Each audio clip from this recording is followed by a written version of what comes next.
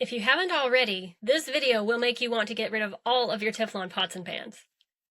Welcome to the Overcome Depression podcast. The tools you learn here can make depression a part of your past, allow healing regardless of your present circumstances, and offer hope for your future. I am your host, Jennifer Stirling-Campbell.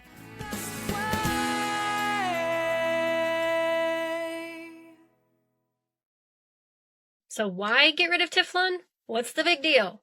It cooks really great eggs. These are the things I used to say to myself that made me keep my Teflon. So why is Teflon so bad?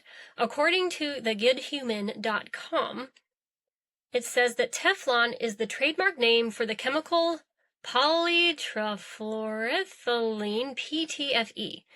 It is used in a variety of ways because it is very non-reactive.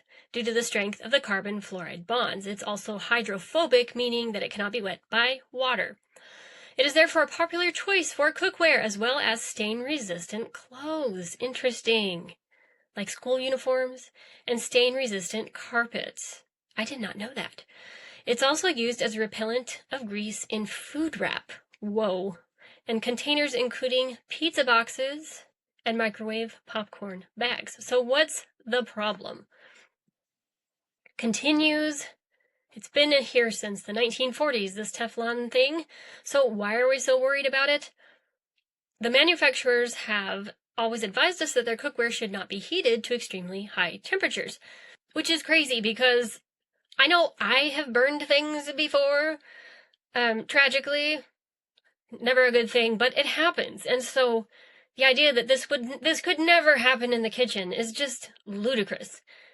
So the Teflon company claims that these products will not emit hazardous chemicals through normal use. However, the following quote taken from the Environmental Working Group suggests otherwise.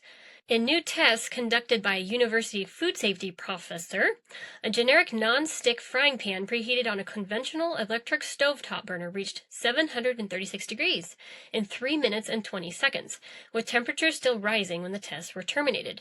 A Teflon pan reached 721 degrees Fahrenheit in just 5 minutes, under the same test conditions, as measured by a commercially available infrared thermometer. DuPont studies show that the Teflon off-gases toxic particulates at 446 degrees Fahrenheit.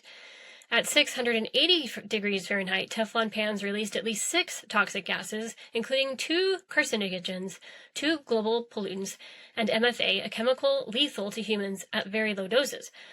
At temperatures that DuPont scientists claim are reached on stovetop drip pans, which is around 1,000 degrees Fahrenheit, nonstick coatings break down to a chemical warfare agent known as PFIB, and a chemical analog of the World War II nerve gas phosgene.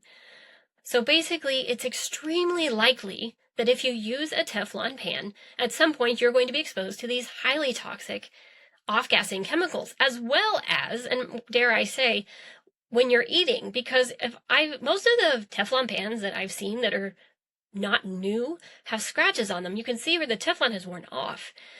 Where do you think that goes? Probably in the food at some point, probably in your bodies. And I actually watched a movie, one of the best movies I've ever seen. If you haven't seen it and you're not convinced by what I'm saying today, you will never want to use Teflon ever again after you watch this movie. It is so good. It has Anne Hathaway in it, as well as other notable actors. It's very excellently directed, excellent script.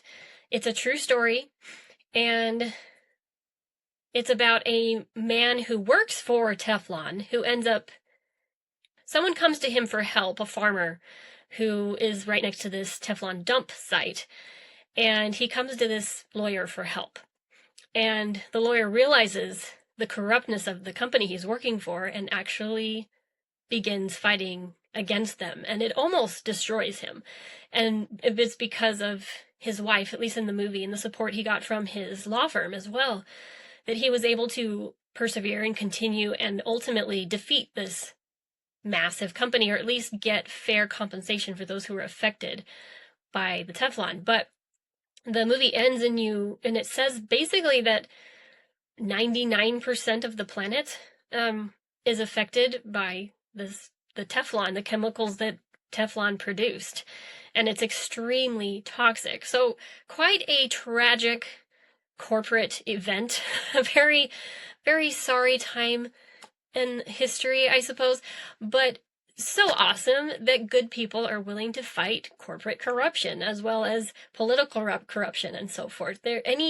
Anywhere there's massive power and massive money, there's usually some corruption going on. So it's good to kind of follow the money, see what's going on, check it out, make some better choices so that you're not playing into their plans and letting them take you out while they're happy in their mansions. So some suggestions I have for what to replace your Teflon pots and pans with. If you're looking for something remotely non-stick, I would suggest cast iron. Also ceramic. Ceramic seems to be pretty good.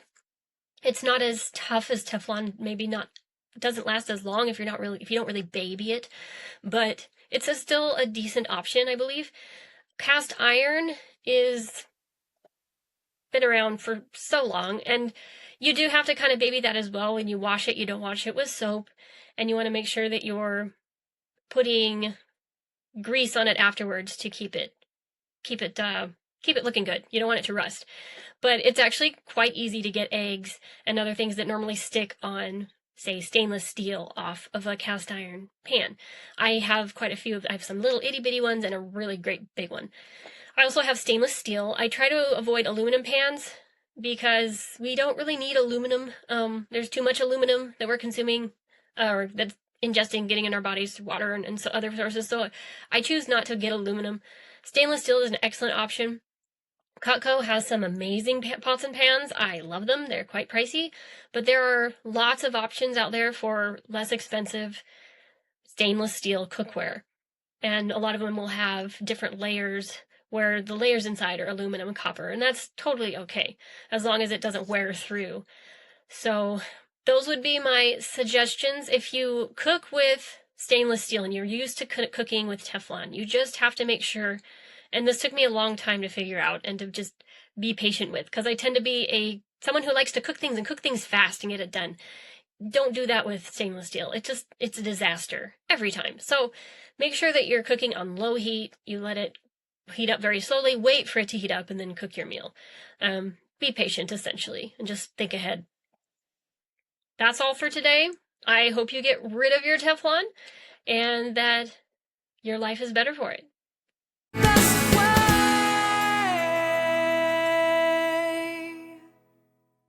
If you are new to this podcast, please go watch all of the hashtag introduction videos first, and then consider downloading the Overcome Depression workbook. Links in the description. The content in this podcast is based on my own personal beliefs, is for informational purposes only, and is not intended to substitute for medical advice, diagnoses, or treatment. Please refer to the full legal disclaimer in the description.